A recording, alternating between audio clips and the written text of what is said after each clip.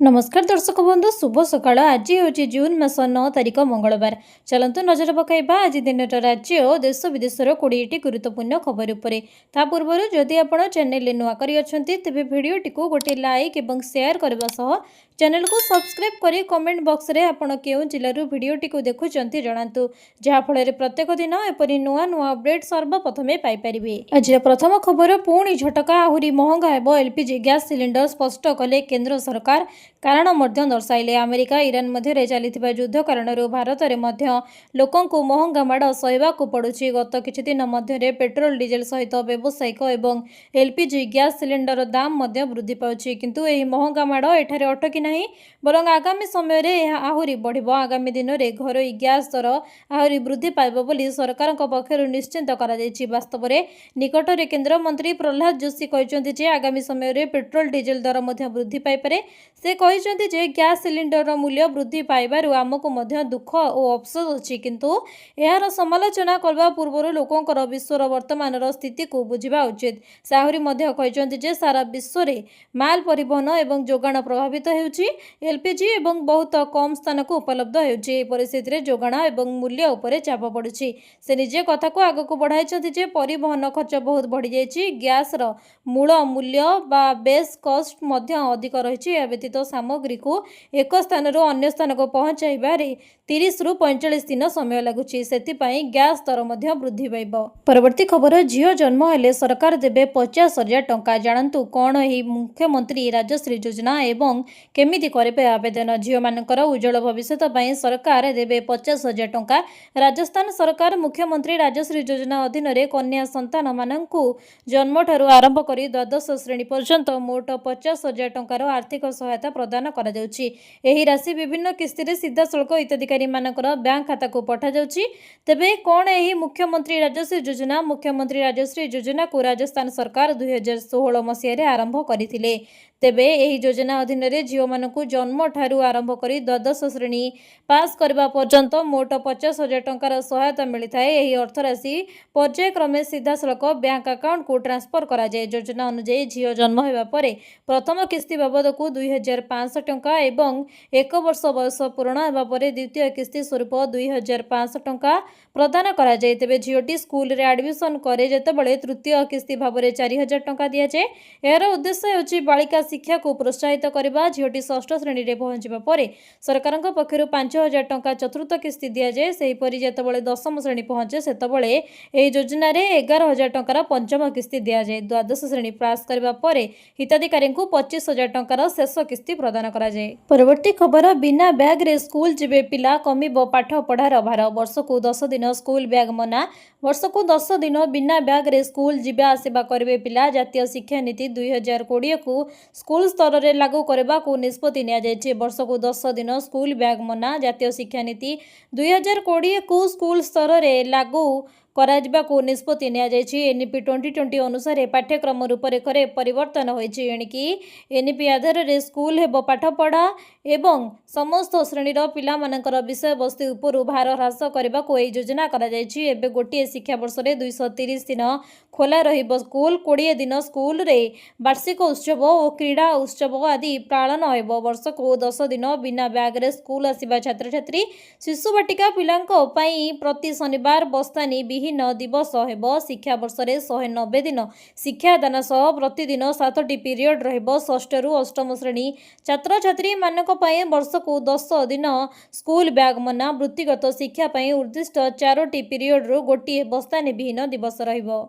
परवर्ती खबर किसान निधि योजनार 23तम किस्ती पूर्व यह काम निश्चिंत सारंतु चाषी नहले खाता को आसबनी टंका। प्रधानमंत्री किसान सम्मान निधि योजनार 23तम किस्ती संपर्क में सारा देश में चाषी मध्य आशा वृद्धि पाउछि। देशव्यापी हजार हजार चाषी परवर्ती किस्ती अपेक्षा करिसेंति, किंतु पूर्व किस्ती प्रकाश पाइबा परे आगामी किस्तीर लाभ पाइबा चाषी माने समय मध्य समस्त आवश्यक औपचारिकता पूरण करने जरूरी। प्रकृत में छोट छोट त्रुटि और असंपूर्ण सूचना जोगु बहु संख्यक चाषी ପାଇଁ ପୂର୍ବ କିସ୍ତି ମଧ୍ୟ ଅଟକି ରହିଛି। ତେବେ ଛୋଟ ଛୋଟ ଭୁଲ ନ କରିବାକୁ ଚାଷୀମାନଙ୍କୁ ପରାମର୍ଶ ଦିଆଯାଇଛି। ଏହି ଯୋଜନାର ପଞ୍ଜୀକରଣ ପ୍ରକ୍ରିୟା ସମୟରେ ପ୍ରାୟତଃ ଏପରି ଘଟେ ଯେ ଆଧାର ନମ୍ବର, ବ୍ୟାଙ୍କ ଆକାଉଣ୍ଟ ବିବରଣୀ କିମ୍ବା ଅନ୍ୟାନ୍ୟ ଜରୁରୀ ସୂଚନା ଭୁଲ ଭାବରେ ପ୍ରବେଶ କରାଯାଏ କିମ୍ବା ଅସମ୍ପୂର୍ଣ୍ଣ ରହିଯାଏ। ଫଳସ୍ୱରୂପ କିସ୍ତି ପେମେଣ୍ଟ ଚାଷୀଙ୍କର ଆକାଉଣ୍ଟକୁ ସ୍ଥାନାନ୍ତରିତ ହୋଇନଥାଏ। ଏହା ବ୍ୟତୀତ ଆଧାର ନମ୍ବର, ବ୍ୟାଙ୍କ ଆକାଉଣ୍ଟ ମଧ୍ୟରେ ସଂଯୋଗର ଅଭାବ, ଅସମ୍ପୂର୍ଣ୍ଣ KYC ଏବଂ ଆବଶ୍ୟକୀୟ ଡକୁମେଣ୍ଟ ଅପଲୋଡ୍ କରିବା ବିଫଳତା ମଧ୍ୟ ପେମେଣ୍ଟ ବନ୍ଦ ହେବାର ପ୍ରମୁଖ କାରଣ ଭାବରେ ଉଭା ହୋଇଛି। ପରବର୍ତ୍ତୀ ଖବର, ଆସନ୍ତା 7 ଦିନରେ ଏସବୁ ରାଜ୍ୟରେ ପ୍ରବଳ ବର୍ଷା। ଦେଶରେ ଏବେ ଆକ୍ଟିଭ ମୋଡରେ ଦକ୍ଷିଣ ପଶ୍ଚିମ ମୌସୁମୀ ବାୟୁ।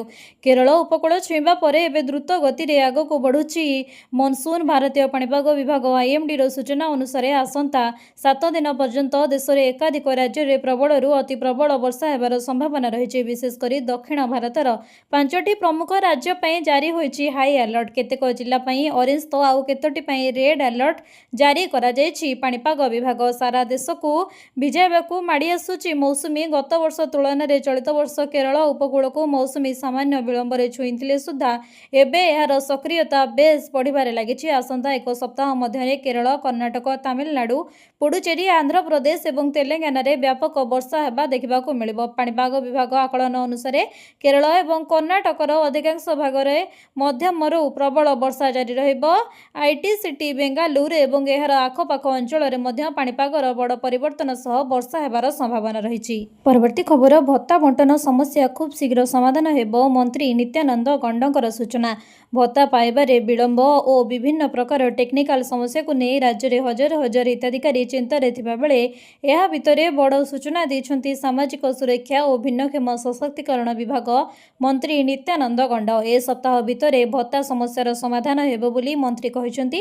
ମନ୍ତ୍ରୀ କହିଛନ୍ତି ଯେ ଏହା କେବଳ ଓଡ଼ିଶାର ସମସ୍ୟା ନୁହେଁ, ବରଂ ଦେଶରେ ଅନେକ ରାଜ୍ୟ ଏହି ସମାନ ସମସ୍ୟାର ସମ୍ମୁଖୀନ ହେଉଛନ୍ତି। ବର୍ତ୍ତମାନ ଭତ୍ତା ବ୍ୟବସ୍ଥା ସହ ଜଡ଼ିତ ସଫ୍ଟୱେରରେ ଆବଶ୍ୟକୀୟ ପରିବର୍ତ୍ତନ ଓ ଉନ୍ନତୀକରଣ କାମ ଚାଲିଛି। ଏହି ପ୍ରକ୍ରିୟା ପ୍ରାୟ ଶେଷ ପର୍ଯ୍ୟାୟରେ ଥିବାବେଳେ ଆସନ୍ତା ଏକ ସପ୍ତାହ ମଧ୍ୟରେ ସମସ୍ୟାର ସମାଧାନ ହେବ ବୋଲି ସରକାର ଆଶା ପ୍ରକାଶ କରିଛନ୍ତି। ମନ୍ତ୍ରୀ ଆହୁରି ମଧ୍ୟ କହିଛନ୍ତି ଯେ ସଫ୍ଟୱେର ତ୍ରୁଟି ଯୋଗୁଁ ଯେଉଁ ହିତାଧିକାରୀମାନଙ୍କର ଭତ୍ତା ବକେୟା ରହିଛି, ସମସ୍ୟା ସମାଧାନ ପରେ ସେମାନଙ୍କୁ ସମସ୍ତ ବକେୟା ଟଙ୍କା ଏକକାଳୀନ ଭାବେ ପ୍ରଦାନ କରାଯିବ।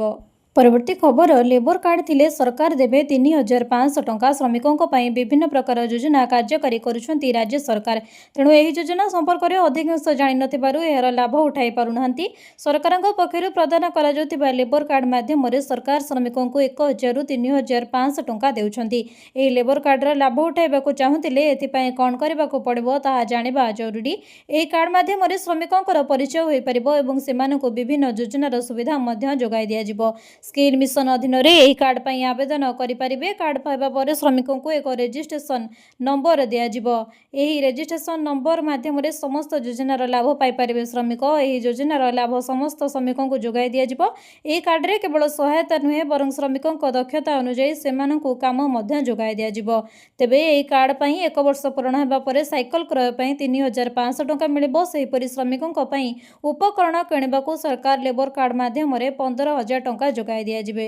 କେବଳ ନିର୍ମାଣ କାରିଗରଙ୍କୁ ଏହି ସୁବିଧା ଦିଆଯିବ। ସେହିପରି ଘର ତିଆରି ପାଇଁ 20,000 ଟଙ୍କା ଦେବେ ସରକାର। ପରବର୍ତ୍ତୀ ଖବର, ଯୁବତୀଙ୍କର ସାଂଘାତିକ ଅଭିଯୋଗ। ବଞ୍ଚି ଥାଉ ଥାଉ ଆଉ ସୁଭଦ୍ରା ପୋର୍ଟାଲରେ ମାରିଦେଲେ। ସୁଭଦ୍ରା ପ୍ରଥମ କିସ୍ତି ପାଇଲେ, ଦ୍ୱିତୀୟ କିସ୍ତି ପାଇଁ ଗଲାବେଳକୁ ନିଜକୁ ମୃତ୍ୟୁ ବୋଲି ପାଇଲେ ଯୁବତୀ। ଏଭଳି ଏକ ଦୁର୍ଭାଗ୍ୟଜନକ ଘଟଣା ଦେଖିବାକୁ ମିଳିଛି ମାଲକାନଗିରି ଜିଲ୍ଲା ମାଥିଲି ବ୍ଲକ କିଆଙ୍ଗ ପଞ୍ଚାୟତ ଅଧୀନ ସର୍ଗିଗୁଡ଼ାରେ। ବଞ୍ଚି ଥାଉ ଥାଉ ସୁଭଦ୍ରା ପୋର୍ଟାଲରେ ମୃତ୍ୟୁ। ନାଁ ଚଳୁଛି କିନ୍ତୁ ଆଧାର କାର୍ଡ, ନାଁ କାମରେ ଲାଗୁଛି ସ୍ୱାସ୍ଥ୍ୟ ବୀମା କାର୍ଡ। ଏପରିକି ସୁଭଦ୍ରାର ପ୍ରଥମ କିସ୍ତି ପାଇଲେ, ଦ୍ୱିତୀୟ କିସ୍ତି ପାଇଁ ଗଲାବେଳକୁ ନିଜକୁ ମୃତ୍ୟୁ ବୋଲି ପାଇଲେ ଯୁବତୀ। ଏଭଳି ଏକ ଦୁର୍ଭାଗ୍ୟଜନକ ଘଟଣା ଦେଖିବାକୁ ମିଳିଛି ମାଲକାନଗିରି ଜିଲ୍ଲା ମାଥିଲି ବ୍ଲକ କିଆଙ୍ଗ ପଞ୍ଚାୟତ ଅଧୀନ ସର୍ଗିଗୁଡ଼ାରେ। ଅଭିଯୋଗ ଆଣିଥିବା ଯୁବତୀ ହେଲେ ସନମତୀ କଟପାଡ଼ିଆ। ଆଜି କିଆଙ୍ଗଠାରେ ବିଡିଓଙ୍କର ଅଭିଯୋଗ ଶୁଣାଣି ପ୍ରକୋଷ୍ଠରେ ଏନେଇ ଅଭିଯୋଗ କରିଛନ୍ତି ସନମତୀ। ସେପଟେ ତାଙ୍କୁ କିପରି ନ୍ୟାୟ ମିଳିବ ସେ ନେଇ ପଦକ୍ଷେପ ନିଆଯିବ ବୋଲି କହିଛନ୍ତି ମାଥିଲି ବିଡିଓ ପ୍ରମୋଦ କୁମାର ବେହେରା। ପରବର୍ତ୍ତୀ ଖବର, 70 ପାର ହେଲେ ମିଳୁଛି ଏହି ସୁବିଧା। 5 ଲକ୍ଷ ଟଙ୍କା ପର୍ଯ୍ୟନ୍ତ ମାଗଣା ସ୍ୱାସ୍ଥ୍ୟ ସେବା। ଘରେ ବସି କରନ୍ତୁ ଏହି ଗୋଟିଏ କାମ। ଦେଶରେ ବରିଷ୍ଠ ନାଗରିକମାନଙ୍କ ପାଇଁ ଏକ ନୂତନ बड़ गुरुत्वपूर्ण खबर आसी जदि आपणकर घरे 70 वर्ष बा ताठारू अधिक बयसर व्यक्तिविशेष अछंती तेबे एही खबर खास सेमानक पई कारण आयुष्मान भारत योजना अधीन एबे सेमानकु वार्षिक 5 लाख टंका पर्यंत मागणा चिकित्सा सुविधा मिलिबो। सबुठारू बड़ कथा हेउछि जे एही कार्ड तयारी करबा पई आउ सरकारी ऑफिस दौड़बाको पड़िबो नाही। डिजिटल इंडिया रो एही बड़ पदक्षेप जोगु एबे आपण घरे बसी निज मोबाइल माध्यम रे ही आयुष्मान गोल्डन कार्ड डाउनलोड करि परिबे। कार्डटी डाउनलोड करि सारिबा परे चिकित्सा पई एही सहज प्रक्रिया आपणंतु। चिकित्सा पूर्व आप जरिए जांच करंतु जे सही हॉस्पिटल एही योजनाभुक्त कि नुहे। हॉस्पिटल पहुंचबा परे सेठारे थिबा आयुष्मान मित्र हेल्प डेस्क को जाई निजर कार्ड बा पंजीकृत परिचय पत्र देखांतु। हॉस्पिटल कर्मचारी ओटीपी बा बायोमेट्रिक जरिए आपणकर परिचय पत्र सत्यापन करिवे। या परे डाक्तरंकर औषध ऑपरेशन एवं बेड खर्च 5 लाख पर्यंत संपूर्ण कैशलेस अर्थात मागणा हेबो। परवर्ती खबर उज्ज्वला हिताधिकारी मानक पई सब्सिडी कार्ड सरकार बड़ निष्पत्ति। केंद्र सरकार प्रधानमंत्री उज्ज्वला योजना अधीन रे सब्सिडी मिलुथिबा एलपीजी सिलिंडर संख्या को 9 रु 4 को कमाई देछंती। एबे उज्ज्वला हिताधिकारी माने वर्ष को प्रथम 4टी सिलिंडर उपरे 300 टंका लेखाएं सब्सिडी पाइबे। मध्यवित्त गरीब ग्राहकों पई बड़ खबर।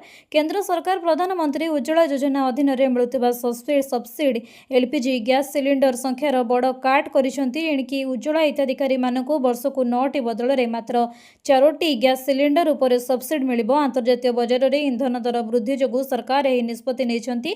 तेल मार्केटिंग कंपनी गुड़िकर बढ़ुतिबा क्षति को दृष्टि रखी सरकार एही पदक्षेप नेछंती। पेट्रोलियम एवं प्राकृतिक गैस मंत्रालय अतिरिक्त सचिव प्रवीण खानुजा एही सूचना देछंती। वर्तमान गोटे घरोई एलपीजी सिलिंडर प्रकृत में जोगाण मूल्य 1600 टंका अधिक होता बेले कंपनी गुड़ी प्रति सिलिंडर पिछा प्राय 700 टंकार क्षति सहउछंती। फेब्रुआरी मास परठारू अंतर्जातीय बजार में एलपीजी दर प्राय 46% वृद्धि पाइछि। परवर्ती खबर सुभद्रा योजना को नहीं बड़ सूचना देले उपमुख्यमंत्री प्रभाती परिड़ा। जो महिलांकर बैंक खाता ए पर्यंत डीबीटी लिंक होई नाही सेमानंको मिलिबोनी सुभद्रा योजनार पंचम किस्ती टंका।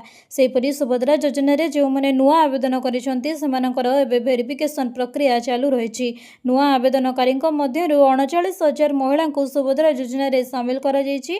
जो हिताधिकारी मानकर सब डॉक्यूमेंट ठीक रहिछि 4 चकिया जान नाही किबा सेमानकर इनकम टैक्स भरु नाहंती ता सहित जो माने 5 एकर रु अधिक जमी नाही ओ सेमानक परिवार रे केही सरकारी चाकरी करि नाहंती किबा से निजे सरकारी चाकरी करि नाहंती तबे सेमानंकु एबे सुभद्रा योजना रे शामिल करा जायछि। आसंता राखी पूर्णिमा रे सुभद्रा योजना हिताधिकारी नुआ हिताधिकारी मानकर सहित ओडिसार 1,20,20,00,000 महिलांकु सुभद्रा योजनार पंचम किस्ती 5,000 टंका प्रदान करा जिवो। जो हिताधिकारी चतुर्थ किस्ती टंका मिली नाही सेमानंकु चतुर्थ और पंचम किस्ती मिसी 10,000 टंका मिलिबो। परवर्ती खबर सरिला घर बड़ार चिंता प्रधानमंत्री आवास योजना पांतु निजर घर एहीपरि करंतु आवेदन। निजर घर तैयारी करबा समस्तक पई स्वप्न किंतु जदि ए पर्यंत आपण एही योजना रे स्वप्न पूर्ण होई नाही तेबे आउ निराश हेबार नाही कारण केंद्र सरकारक प्रधानमंत्री आवास योजना सहरांचल 2.0 अधीन रे 1 कोटी नूतन सहरांचल परिवार को पक्का घर जोगाई देबा पई प्रस्तुत चलाइछंती। एही योजना मुख्य लक्ष्य हेउची विषय रे कहबा तेबे आर्थिक दृष्टिरू दुर्बल एवं मध्यवित्त परिवार को निजर घर तैयारी करबारे सहाय्य करबा हेउची एहार मूल लक्ष्य। सरकार आगामी पर्यायर 1 कोटी नूतन घरर निर्माण करबा लक्ष्य रखिछंती। प्रधानमंत्री आवास योजनार सहरांचल 2.0 संपर्कित सूचना एही योजनार official social media platform x Twitter रे शेयर करा जायछि। तेबे एही योजनार लाभ सेही सहरांचल परिवार माने उठाई परिबे जाहाक पाखरे ए पर्यंत निजर पक्का घर नाही एवं जो माने सरकारक द्वारा निर्धारित योग्यता शर्तावली पूर्ण करंती। एही योजनार आर्थिक दृष्टि दुर्बल वर्ग किंबा आय वर्ग एवं अन्य योग्य परिवार को प्राथमिकता दिया जाए। जदि आपण आवेदन करने को चाहते तेबे एथिपाई 2टी विकल्प रही। प्रथमे ए योजनार ऑफिशियल पोस्टाल दिया जाइतिबा क्यूआर कोड को स्कान करी आपण सहरांचल आवेदन करें। अन्य पक्षरे PMAYU 2.0 ऑफिशियल पोर्टल को जाई ऑनलाइन माध्यम आवेदन करें। परवर्ती खबर मिशन शक्ति महिला को ट्रेनिंग देबे आईआईटी प्रोफेसर 150 लक्षपति दीदी को कोटिपति कराजिबो। टेक्नोलोजी रे पारदर्शिता लाभ करिवे मिशन शक्ति महिला आईआईटी प्रोफेसर सेमान को ट्रेनिंग देबे। एथिपई ओडिशा जीविका मिशन और भुवनेश्वर आईआईटी मध्य रे बुझाबणा पत्र स्वाक्षरित होईछि। ओडिशा जीविका मिशन निर्देशिका मोनिका प्रियदर्शिनी और आईआईटी निर्देशक श्रीपद करमाकरक मध्य रे बुझाबणा होईछि। एबे उपमुख्यमंत्री प्रभाती परिड़ा सूचना दै ଦେଇଛନ୍ତି ଯେ ଉପमुख्यमंत्री କହିଛନ୍ତି 3 ବର୍ଷ ମଧ୍ୟରେ ରାଜ୍ୟରେ 150 ଲକ୍ଷପତି ଦିଦିଙ୍କୁ କୋଟିପତି କରିବା ଲକ୍ଷ୍ୟ ରଖାଯାଇଛି। ଭୁବନେଶ୍ୱର ମିଶନ ଶକ୍ତି ଭବନରେ ଆଜି ଏନେଇ ସ୍ୱତନ୍ତ୍ର କାର୍ଯ୍ୟକ୍ରମ ଅନୁଷ୍ଠିତ ହୋଇଥିଲା। ଏଥିରେ 30 ଜିଲ୍ଲାର ଲକ୍ଷପତି ଦିଦି ଭିଡ଼ିଓ କନଫରେନ୍ସିଂ ମାଧ୍ୟମରେ ଯୋଗ ଦେଇଥିଲେ। ପରବର୍ତ୍ତୀ ଖବର ଅନ୍ଧାରରେ ପିଏମ୍ ସୂର୍ଯ୍ୟଘର ଯୋଜନା ସମ୍ପର୍କରେ ଲୋକେ ଅଜଣା 2.5 ବର୍ଷରେ 4772 ଉପକୃତ। ବର୍ଦ୍ଧିତ ବିଜୁଳି ଦେୟ ବୋଝରୁ ମୁକ୍ତି ପାଇବା ପାଇଁ କେନ୍ଦ୍ର ସରକାର 2.5 ବର୍ଷ ପୂର୍ବେ ପ୍ରଧାନମନ୍ତ୍ରୀ ପିଏମ୍ ସୂର୍ଯ୍ୟଘର ଯୋଜନା ପ୍ରଣୟନ କରିଥିଲେ।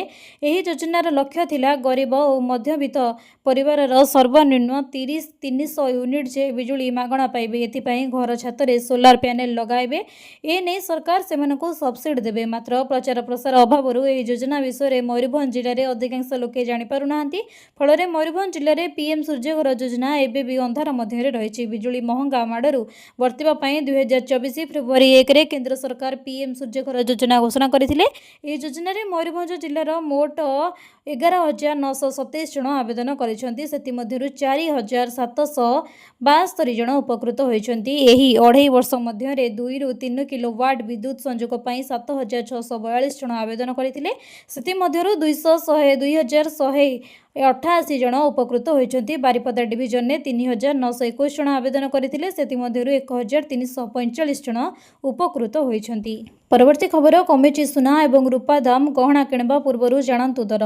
ଗହଣା କିଣିବା ପୂର୍ବରୁ ନଜର ପକାନ୍ତୁ କେଉଁ ସହରରେ କେତେ ରହିଛି ସୁନା ଦର। ତେବେ ଯଦି ଆପଣ ଆଜି ସୁନା କିଣିବାକୁ ଚାହୁଁଛନ୍ତି ବା ଯୋଜନା କରୁଛନ୍ତି ତେବେ ପ୍ରଥମେ ଜାଣିନିଅନ୍ତୁ ଆଜିର ସୁନା ଦର। ଆଜି ଭାରତୀୟ ବଜାରରେ 24 କ୍ୟାରେଟ ସୁନା 1,51,690 ଟଙ୍କା ରହିଛି। ସେହିପରି 22 କ୍ୟାରେଟ ସୁନା ଦର 1,39,050 ଟଙ୍କା ଛୁଇଁଛି। ସେହିପରି ରାଜଧାନୀ ଭୁବନେଶ୍ୱରରେ 24 କ୍ୟାରେଟ ସୁନାର ମୂଲ୍ୟ 10 ଗ୍ରାମ ପିଛା 1,51,690 ଟଙ୍କା ରହିଥିବା ବେଳେ 22 କ୍ୟାରେଟ ସୁନାର ମୂଲ୍ୟ 1,39,050 ଟଙ୍କାକୁ ପହଞ୍ଚିଛି। ସେହିପରି ମୁମ୍ବାଇରେ 24 କ୍ୟାରେଟର ମୂଲ୍ୟ 1,51,690 ଟଙ୍କା ଓ 22 କ୍ୟାରେଟର ମୂଲ୍ୟ 1,39,050 ଟଙ୍କା ରହିଛି। ନୂଆଦିଲ୍ଲୀରେ 24 କ୍ୟାରେଟର ମୂଲ୍ୟ 1,51,840 ଟଙ୍କା, 22 କ୍ୟାରେଟ 1,39,200 ଟଙ୍କା ରହିଛି। ଅନ୍ୟପଟେ ରୂପାର ମୂଲ୍ୟ କିଲୋ ପିଛା 2,60,000 ଟଙ୍କା ପହଞ୍ଚିଛି। ପରବର୍ତ୍ତୀ ଖବର ସିନିୟର ସିଟିଜେନକୁ ସୁଧରେ ସବୁ ମାସ ମିଳିବ 20,000 ଟଙ୍କା। 5 ବର୍ଷରେ ଧନୀ ହୋଇଯିବେ ଆପଣ। ଭାରତର ସରକାର ଜନସଂଖ୍ୟାର ସମସ୍ତ ବର୍ଗର ଆବଶ୍ୟକତା ପୂରଣ କରିବା ପାଇଁ ବିଭିନ୍ନ ପ୍ରକାରର ଆର୍ଥିକ ଯୋଜନା ପ୍ରଦାନ କରୁଛନ୍ତି। ତେବେ 60 ବର୍ଷରୁ ଅଧିକ ବୟସ୍କ ବରିଷ୍ଠ ନାଗରିକଙ୍କ ପାଇଁ ସରକାର ବରିଷ୍ଠ ନାଗରିକ ସଞ୍ଚୟ ଯୋଜନା SSCSS ପ୍ରଦାନ କରନ୍ତି। ତେବେ ଏହି ବରିଷ୍ଠ ନାଗରିକ ସଞ୍ଚୟ ଯୋଜନା ଏକ କ୍ଷୁଦ୍ର ସଞ୍ଚୟ ଯୋଜନା। ଅବସର ପରେ ନିୟମିତ ନିଶ୍ଚିତ ଭାବେ ଚାହୁଁଥିବା ବରିଷ୍ଠ ନାଗରିକଙ୍କ ପାଇଁ ଏହା ସବୁଠାରୁ ଲୋକପ୍ରିୟ ନିବେଶ ବିକଳ୍ପ ମଧ୍ୟରୁ ଗୋଟିଏ। ଏହି ଯୋଜନା ଅଧୀନରେ ସୁଧ ଦେୟ ପ୍ରତି 3 ମାସରେ ପ୍ରଦାନ କରାଯାଏ। ବର୍ତ୍ତମାନ ଏହି ଯୋଜନାରେ ବାର୍ଷିକ 8.2% ସୁଧ ହାର ପ୍ରଦାନ କରାଯାଉଛି। ଏହି ଯୋଜନାରେ ଏକକାଳୀନ ନିବେଶ ଆବଶ୍ୟକ। ଏହି ସ୍କିମ୍ରେ ସର୍ବନିମ୍ନ ଜମା 1,000 ଏବଂ ସର୍ବାଧିକ 30,000 ଟଙ୍କା। ଏହି ଯୋଜନା ଅଧୀନରେ ଏକ ଆକାଉଣ୍ଟ ଖୋଲିବା ପାଇଁ ଆପଣଙ୍କର ବୟସ 60 ବର୍ଷ କିମ୍ବା ତାଠାରୁ ଅଧିକ ହେବା ଆବଶ୍ୟକ। ସରକାରୀ ଚାକିରିରୁ ଅବସର ନେଇଥିବା କର୍ମଚାରୀମାନେ 55ରୁ 60 ବର୍ଷ ବୟସ ମଧ୍ୟରେ ନିବେଶ ଆରମ୍ଭ କରିପାରିବେ। ପରବର୍ତ୍ତୀ ଖବର ପ୍ରକାଶ ପାଇଲା ଓଡ଼ିଶା ଯୁଗ୍ମ ପ୍ରବେଶିକା ପରୀକ୍ଷା 2026ର ଫଳାଫଳ। ଚଳିତ ମାସ ତୃତୀୟ ସପ୍ତାହରୁ ଆରମ୍ଭ ହେବ କାଉନସେଲିଂ। ତେବେ ପ୍ରକାଶ ପାଇଲା ଓଡ଼ିଶା ଯୁଗ୍ମ ପ୍ରବେଶିକା ପରୀକ୍ଷା 2026ର ଫଳାଫଳ। ଚଳିତ ବର୍ଷ ମୋଟ 1,03,434 ଜଣ ପରୀକ୍ଷାର୍ଥୀ ପଞ୍ଜୀକୃତ ହୋଇଥିବା ବେଳେ ସେମାନଙ୍କ ମଧ୍ୟରୁ 92,628 ଜଣ ପରୀକ୍ଷା ଦେଇଛନ୍ତି।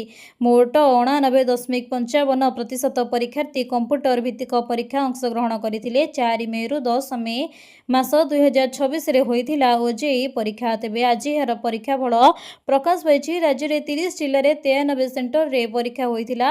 ତେବେ କଲିକତା, ରାଞ୍ଚି ଓ ପାଟନା ଭଳି ସହରରେ ମୋଟ 6ଟି କେନ୍ଦ୍ର ମଧ୍ୟ OJEEର ପରୀକ୍ଷା ପାଇଁ ରହିଥିଲା। 2026-27 ଶିକ୍ଷାବର୍ଷ ପାଇଁ 16ଟି ବୈଷୟିକ ଓ ବୃତ୍ତିଗତ ଶିକ୍ଷାରେ ଯୋଗ ଦେବେ। ତେବେ ଏନେଇ ଚଳିତ ମାସ ତୃତୀୟ ସପ୍ତାହରୁ ଆରମ୍ଭ ହେବ କାଉନସେଲିଂ ବୋଲି ବିଭାଗ ପକ୍ଷରୁ କୁହାଯାଇଛି। ଦକ୍ଷତା ବିଭାଗ ଓ ବୈଷୟିକ ଶିକ୍ଷା ମନ୍ତ୍ରୀ ଚଳିତ ବର୍ଷ OJEE ପରୀକ୍ଷା ଫଳ ପୁସ୍ତିକା ଉନ୍ମୋଚନ କରିଛନ୍ତି। ପ୍ରକାଶିତ ପରୀକ୍ଷା ଫଳ ଅନୁଯାୟୀ ବିଭିନ୍ନ ପାଠ୍ୟକ୍ରମରେ ଶୀର୍ଷ ସ୍ଥାନ ଅଧିକାର କରିଥିବା କୃତୀ ଛାତ୍ରଛାତ୍ରୀମାନଙ୍କର ନାମ ତାଲିକା ମଧ୍ୟ ବିଭାଗ ପକ୍ଷରୁ ଜାରି କରାଯାଇଛି। ପରବର୍ତ୍ତୀ ଖବର ଜୁନ୍ 10ରେ ବିଜେଡିର ଗୁରୁତ୍ୱପୂର୍ଣ୍ଣ ବୈଠକ ସମସ୍ତ ନେତାଙ୍କୁ ଉପସ୍ଥିତ ରହିବାକୁ ନିର୍ଦ୍ଦେଶ। ବିଜେଡି ଡାକିଲା ବଡ଼ ବୈଠକ। ବୁଧବାର ଦିନ ଅର୍ଥାତ୍ 10 ତାରିଖରେ ବସିବ ବିଜୁ ଜନତା ଦଳର ଗୁରୁତ୍ୱପୂର୍ଣ୍ଣ ବୈଠକ। ବିଜେଡି ସୁପ୍ରିମୋ ନବୀନ ପଟ୍ଟନାୟକ ବୈଠକର ଅଧ୍ୟକ୍ଷତା କରିବେ। ସମସ୍ତ ନେତାଙ୍କୁ ଉପସ୍ଥିତ ରହିବା ପାଇଁ ନିର୍ଦ୍ଦେଶ ଦେଇଛନ୍ତି। ବିଜେଡି ପକ୍ଷରୁ ଏକ ଗଣମାଧ୍ୟମ ବିଜ୍ଞପ୍ତି ପ୍ରକାଶ ପାଇଛି।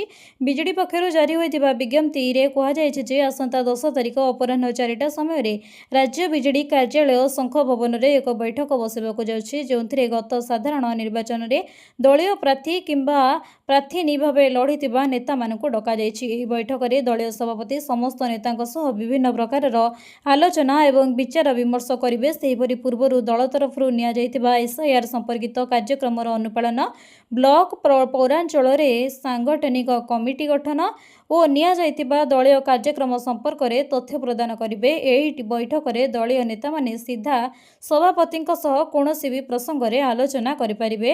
ତେବେ ଆଗକୁ ଆସୁଛି ପଞ୍ଚାୟତ ନିର୍ବାଚନ। ଏହା ପୂର୍ବରୁ ବିଜେଡି ସବୁ ନେତାମାନଙ୍କୁ ରାଜଧାନୀକୁ ଡାକରା ହୋଇଛି।